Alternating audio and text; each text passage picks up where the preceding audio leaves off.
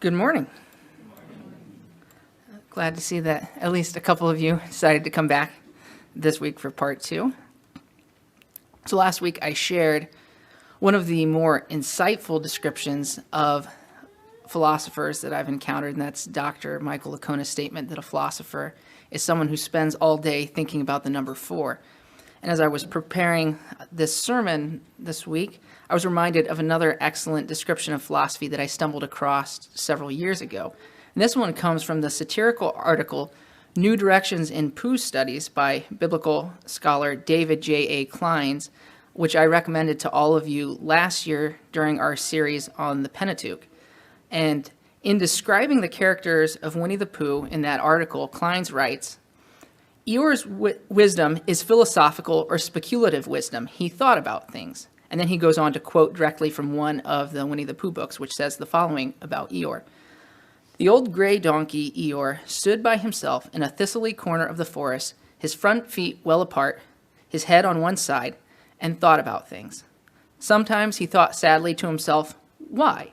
And sometimes he thought, wherefore? And sometimes he thought, inasmuch as which?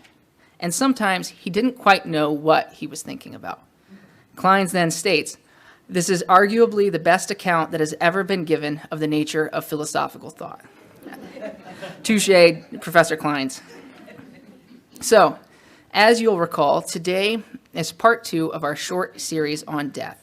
I'm going to start with a very brief summary of what we covered last week. Last week, I gave a few reasons that I think death is an important subject for us to be thinking about and discussing. Understanding death helps us to prepare well to face our own deaths, as well as the deaths of our loved ones, and it also equips us to be able to help and support others who have experienced the death of a loved one. Thinking and acting biblically about death should also differentiate us from the culture at large, which may result in opportunities to share the gospel. Next, we looked at what death actually is, and we defined it as the separation of the body and the soul that takes place when the major systems and organs of the body cease to function in a coordinated fashion. Finally, we looked at 4 things that I think are key to a correct understanding of death, and those are that death is a consequence of sin, death is an enemy, death is temporary, and death is unnatural. This week, we're going to pick up where we left off last week and consider how these things should inform the way we think about and respond to death. I'm going to lay out a few principles and give suggestions of how those might apply. We'll then look at a couple questions that I anticipate may have arisen in the course of the material we've covered, and I'll attempt to provide satisfactory answers to those. We'll even get a little bit personal, and I'll share a bit about how developing a clearer understanding of death has helped me in the wake of Sophia's death. So we'll have some application, we'll have some personal material, I might even cry, possible, but probably not likely in case any of you had that on your bingo sheets. But in any event, there should be something for everyone. So let's start with the following question. In light of the understanding of death we have laid out so far, how should we react to death? What should our response be? Well, first, our response to death includes grief. As we've said, death is a consequence of sin, it is an enemy, and it is unnatural. As such, grief is a completely appropriate and warranted response to death. This probably seems so obvious as to be almost not worth mentioning, but I do think it warrants reflection.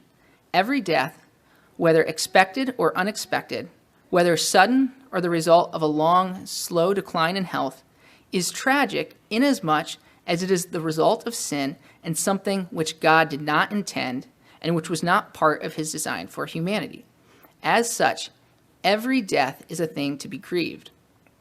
Sometimes, though, I think the circumstances surrounding death can distract us from this fact. Whether a death was expected or unexpected, natural or tragic, can have a strong influence on how we think and feel about it. At least I know that is the case for me, and I have it on good authority from Guy Platter that I'm a psychopath, or possibly a sociopath. There's some disagreement about that. But in any event, when my grandfather passed away in his 90s, as a widower of around a dozen years, and after several years of failing health, I was not nearly as sad about that as I was about the death of my sister or of my daughter. And I think that's okay. I'm not saying we have to feel equally sad about every death. However, we should not allow the fact that a death is natural or expected from our perspective to distract us from the fact that all death is a result of our rebellion against God and something that God did not intend for us to experience. After all, when we describe a death as natural, all we really mean is that it accords with our usual experience that people live only so long before their bodies eventually give way to decay or disease. However, our experience is only of this world that is marred and damaged as a result of sin, and when viewed from the perspective of God's design for humanity, the death of my grandfather in his 90s is no more a part of that design than the death of my daughter at 33 and a half weeks of age. Death is an enemy, even if it does not come until we reach advanced age, even if it does not involve pain and suffering, even if the person who died was expecting it and prepared for it. And this entails that every death is a thing to be grieved. When viewed in this light, some of the things that we say and do in the wake of death seem quite odd. For instance, every once in a while, instead of a funeral, you'll hear that the family of a deceased person is holding a celebration of life. I was probably around 12 or 13 when I first encountered one of these celebrations, and I can recall being sort of vaguely uncomfortable with the whole thing without being able to identify exactly why. I still feel that way, but you'll be pleased to know I'm now in a position to put a finer point on my unease, which stems from the seeming reticence to acknowledge that something sad has happened. There's nothing wrong with celebrating the life and accomplishments of someone who died, assuming that they lived a life worth celebrating. But if our motivation for doing so is in order to pretend there's nothing, or at least not much, to be sad about, then we have failed to appreciate death for what it is. I'm not saying this is the motivation of everyone who holds a celebration of life instead of a funeral, but if that is the motivation, then there's a problem somewhere. Sad things should make us sad, and death is a sad thing. As another example, take some of the things that are sometimes told to people who are grieving the death of a loved one, such as, she's in a better place now, or at least he's not suffering anymore. Again, assuming that these things are true in the circumstance in question, there's nothing wrong with these statements per se. And sometimes people who are grieving may need to be reminded of these things. However, even in the case of the death of a believer who is suffering intense physical pain, grief is warranted.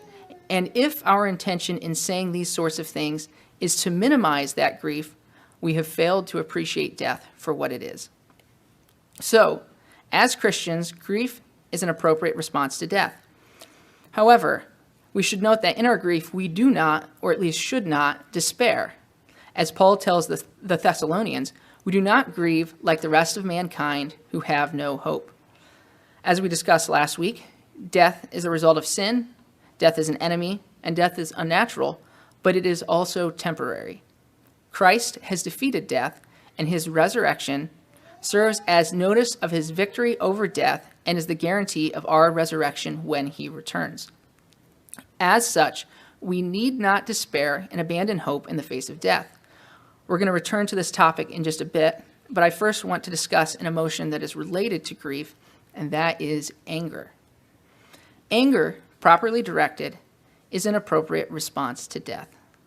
Probably most of you have heard either Ted or Wendell talk about John 11 and Jesus' reaction to the death of Lazarus, but we'll revisit it briefly. You know the story. Lazarus is sick, and his sisters send word to Jesus, who waits another couple of days before going to Bethany to see Lazarus. By the time Jesus arrives, Lazarus has died. Jesus' reaction to Lazarus' death and the grief of Lazarus' sisters and the other Jews is, the NIV tells us, to be deeply moved. This is too weak of a translation. The underlying Greek word means something like to have indignation, and it has at its root a word that means to snort with anger. I've heard people object to this interpretation, asking, well, why would Jesus be upset? He knows he's about to raise Lazarus from the dead. And I think this misses two things. One, Jesus is fully human, and as such is moved by the grief of Mary, Martha, and the other Jews present. Secondly, though, and more importantly, while Jesus raises Lazarus from the dead, this is not a permanent solution to the problem of death for Lazarus. Lazarus is raised, but with a mortal body that will die again. In this story, death suffers a setback, but it is not defeated. Jesus knows this, and he is responding accordingly. Now, as you all know, we should be cautious about assuming that we are justified in doing all of the things Jesus did or in reacting to things the way he did. However, in light of what death is, I think anger is a justifiable reaction to death, provided that said anger is properly directed. We are not justified in being angry with God in response to death. As we've noted numerous times, death is a consequence of our sin and rebellion, and it was not part of God's design for humanity. However, anger directed towards sin, both generally and toward our own specific participation in sin, seems to be warranted. We should be upset, even angry, at the consequences of our sin, and death is one of those consequences. I'm not sure that anything brings home the brokenness of this world or the enormity of our sin quite like the pain we experience in the wake of the death of a loved one, and this should cause us to be grieved and even angry at the flippancy with which we choose to flout God's law. We would want to be cautious how far we press this. I wouldn't necessarily say that unbridled rage is an appropriate response to death. However, some level of properly directed anger would seem to be both appropriate and justified. So, grief and properly directed anger are appropriate responses to death. However, as we were just noting, our grief and anger are not unmitigated because while death is an enemy, it is a defeated enemy. Christ has defeated death, and his resurrection from the dead confirms this and gives us confidence in our resurrection when he returns. In addition to providing a check for our grief, this also means that we don't need to fear death. Death does not have the final say, and we don't have to live in fear of it. This is really, really good news because barring the return of Christ in our lifetimes, all of us will die at some point. And all the advances of science and medicine cannot prevent this. Were it not for the final resurrection, this would be a terrifying thing to contemplate. However, because we know that Christ has defeated death and we have confidence that he will raise us when he returns, we do not need to fear death. Recall Paul's words in 1 Corinthians 15. When the perishable has been clothed with the imperishable, and the mortal with immortality, then the saying that is written will come true. Death has been swallowed up in victory. Where, O death, is your victory? Where, O death, is your sting? Now, not fearing death does not mean we have to feel completely at ease with the thought of dying, as if death were not, after all, an enemy. Rather, I mean that fear of death does not need to be a controlling factor in how we comport ourselves. That's an easy enough thing to say, but what does that actually look like practically? That will vary somewhat from person to person, I think, but I will suggest a couple items. First, I submit that not fearing death means we should not be afraid to think about it and talk about it. Given that death is a universal human experience, you would expect that it would be something we would want to think about and discuss with others, something we would want to prepare ourselves to face, not just through practical steps like writing wills and choosing executors, but also through reflecting on what death is and how we want to respond to it, both when we experience the death of loved ones and if or when we see our own death approaching.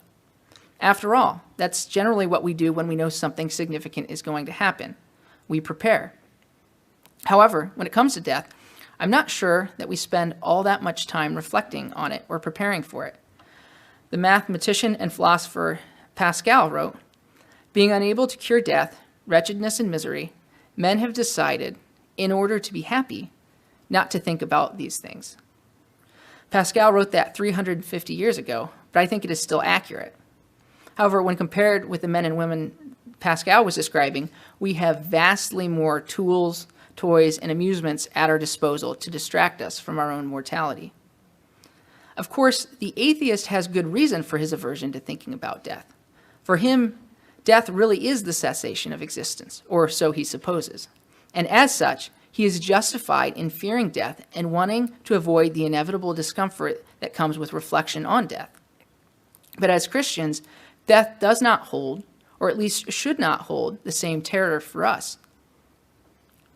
As such, we should be willing to acknowledge it for what it is, to think about it, and to talk about it with others. But do we really do that? I'm not sure that we do. In fact, oftentimes we seem to go out of our way to avoid even saying the word death, instead giving it the Voldemort treatment. Death is that which must not be named, and we avoid saying death or died by using such expressions as passed away or passed on or went home to be with the Lord. Now, I'm not saying we shouldn't use these expressions, but I think it's worth considering why we are using them. Is it possible that part of the reason we prefer to use euphemisms rather than call death by its name is that deep down we still fear it and would prefer to avoid thinking about it? This doesn't mean that the answer is to go in the opposite direction and exclusively think and talk about death, but I think most of us could benefit from reflecting on death a bit more than we do. I have definitely found that to be the case for myself. A second practical application of the fact that we do not need to fear death is that we should not feel compelled to prolong our lives or avoid death at all costs. To be really clear, I am not suggesting we should be reckless with our lives or romanticize death. As Wendell just talked about in the early church history class, as persecution intensified in the early church, martyrdom came to be romanticized and idealized, with Christians even greeting each other with the phrase, "May you gain your crown," which was an allusion to dying a martyr's death. As we've said lots of times, death is an enemy, and we do not seek it out or befriend it. However, much like taxes, death is certain and cannot be staved off indefinitely. In light of this, it does not make sense to prioritize extending our lives above all else. Some things, like holding to the truth of the faith or defending our families, are worth risking our lives or even dying for, and fear of death need not prevent us from doing these things. There may be times, such as in the case of a terminal illness, where we determine that the physical toll or even the cost of a particular treatment to attempt to prolong our life is not worth it, and I don't see a problem with that. Again, we should not be reckless with our lives, but we should also not make prolonging them at any cost our greatest priority. All right, let's pause now and quickly summarize what we've covered to this point. Death is the separation of the body and the soul that takes place when the major systems and organs of the body cease to function in a coordinated fashion. Death is a consequence of sin, death is an enemy, death is temporary, and death is unnatural. As Christians, we grieve death, but we do not despair. We are perhaps even angered by death, but our anger is directed at sin and our own participation in it, not at God. While death is an enemy, its defeat is sure, and as a result, we do not need to let fear of death be the deciding principle in the way we live our lives. At this point, I want to address a couple questions that may have arisen out of what we've covered so far. Guy Platter has been advocating for some time that we should be taking questions from the congregation as part of our sermons, and I'm not quite ready for that yet, so I've tried to do the next best thing and anticipate your questions so I can prepare my answers, sort of a chess, not checkers move. So, question one. If death is an enemy, how do we respond to the death of someone who has been experiencing great physical or emotional suffering? Does this mean we can't be grateful that that person is no longer suffering? Well, first, great question, me. And I think we need to recognize here that sickness and suffering are also consequences of sin and are bad things, and it is appropriate then to be grateful when they are relieved. But what if the thing that relieves sickness or suffering is in itself a bad thing? Wouldn't being grateful that a person who has died is no longer suffering amount to being grateful that the person is dead? I don't think that's the case. We must distinguish here between things and their consequences. Even things that are bad can have mixed consequences, and we can appreciate the positive consequences of the bad thing without being glad that the bad thing happened. For example, one consequence of Brianna's death was that a number of people who were not Christians heard the gospel at her funeral. I'm glad these people heard the gospel, but I am most definitely not glad that Brianna died.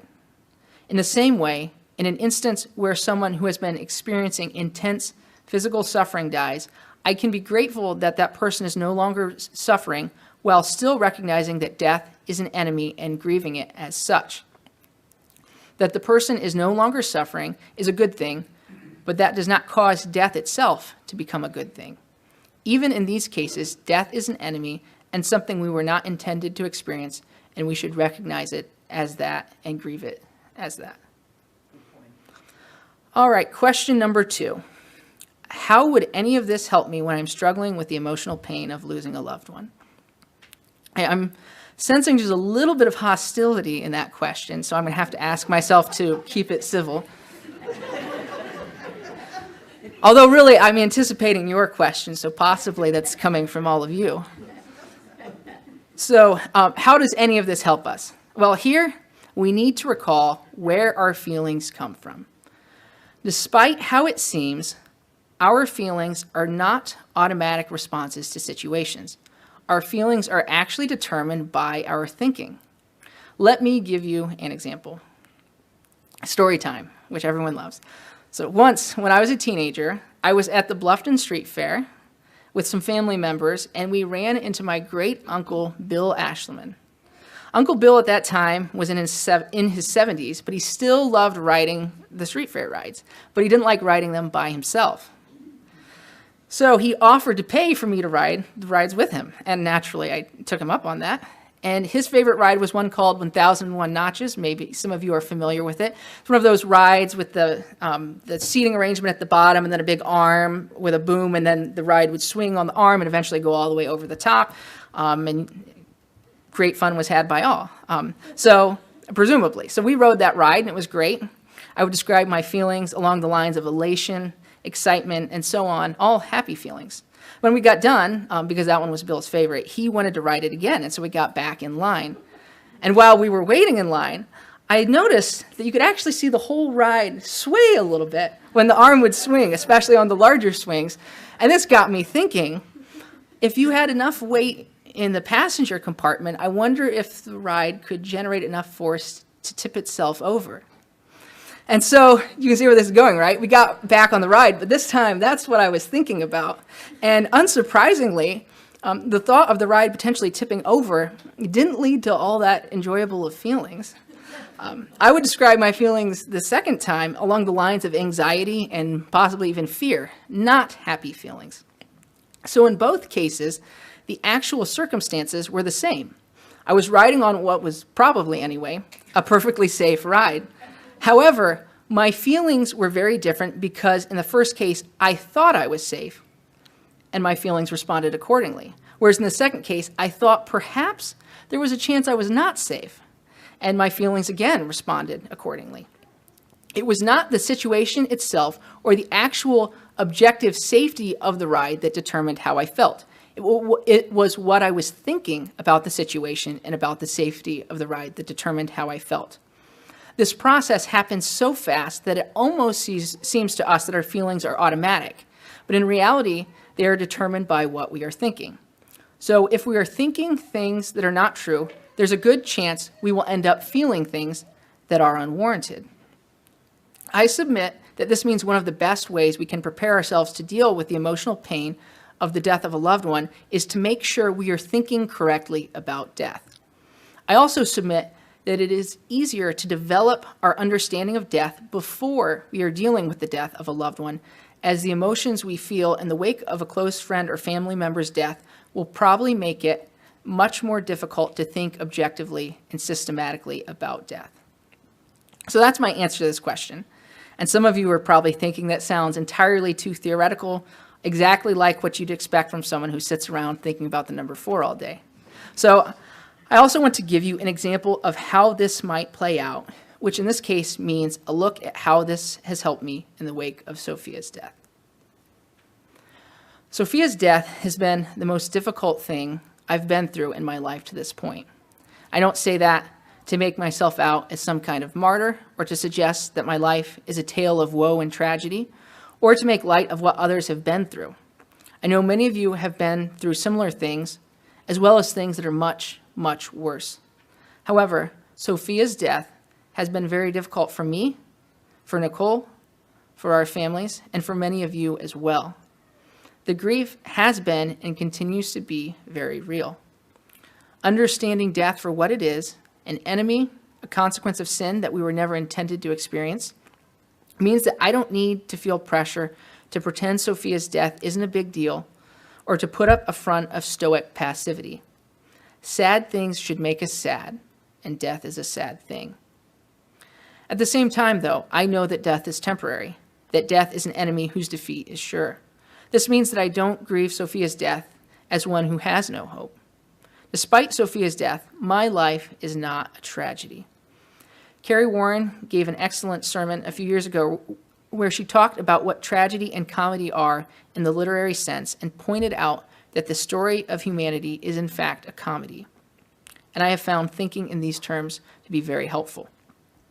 At its most basic level, a tragedy is a story where the protagonist's final state is better than when the story began. Sorry, I said that backwards. I skipped a line. Yeah, tragedy is a story where the protagonist's final state or situation is worse than when the story began, whereas in a comedy, the protagonist's final state is better than when the story began. If, in fact, death were permanent, and thus the end of my story, then perhaps I might rightly regard my life as a tragedy. However, I know that death is not the end of my story, that I will be raised when Christ returns and will spend eternity in the new heavens and the new earth. In light of that, the idea that my life could be viewed as tragic strikes me as preposterous. No matter what happens to me in this life or what pain or suffering I may experience, my life is not a tragedy, and I refuse to think about it as such. This is something I think about and reflect on a lot, and because my feelings are determined by my thinking, this helps me not to feel like my life is a tragedy, even in the wake of Sophia's death. That doesn't mean I don't feel sad, of course, but it means that I don't despair. I was convinced of the truth of Christianity before Sophia's death, and I still am. The emotional pain of Sophia's death does not serve as a rebutter or a defeater for any of the reasons or arguments or evidence that convinced me of the truth of Christianity in the first place. At no point have I felt inclined to question my faith or doubt God's goodness because I know what death is and why it happens. How nonsensical would it be for me to blame God and hold him responsible for something that is the result of human sin and rebellion?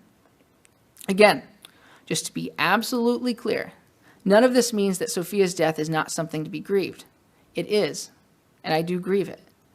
But thinking rightly about death throughout this process has both validated my grief and kept me from feeling things that are not warranted, like despair or anger at God. That hasn't made this process easy. It has still been the most difficult thing I've ever experienced. However, I can't imagine how much more difficult it would have been to go through this while working from a distorted or incorrect understanding of what death is. I'm going to conclude this morning with a passage that we all know well that reminds us what our ultimate hope is as Christians. Paul writes this to the Thessalonians in 1 Thessalonians 4:13 through 18. Brothers and sisters, we do not want you to be uninformed about those who sleep in death, so that you do not grieve like the rest of mankind who have no hope. For we believe that Jesus died and rose again, and so we believe that God will bring with Jesus those who have fallen asleep in him. According to the Lord's word, we tell you that we who are still alive, who are left until the coming of the Lord, will certainly not precede those who have fallen asleep. For the Lord himself will come down from heaven with a loud command, with the voice of the archangel, and with the trumpet call of God, and the dead in Christ will rise first. After that, we who are still alive and are left will be caught up together with them in the clouds to meet the Lord in the air. And so we will be with the Lord forever. Therefore, encourage one another with these words. Amen. Thanks, Josh.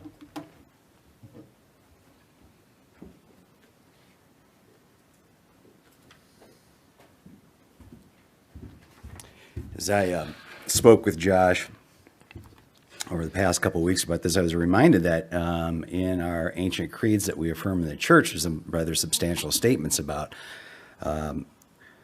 life and eternal communion with God. For instance, in the Nicene Creed, we look for a resurrection of the dead and a life of the age to come.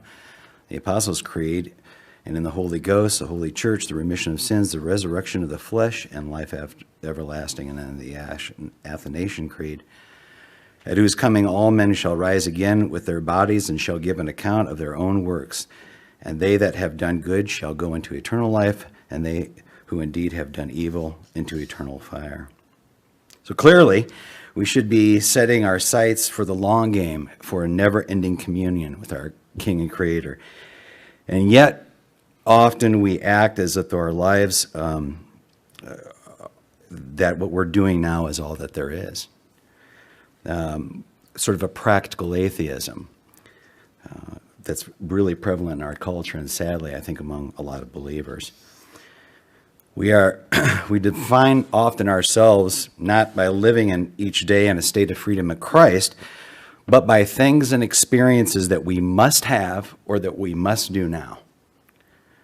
As though our life is 77 years. Because really, isn't that all that we have?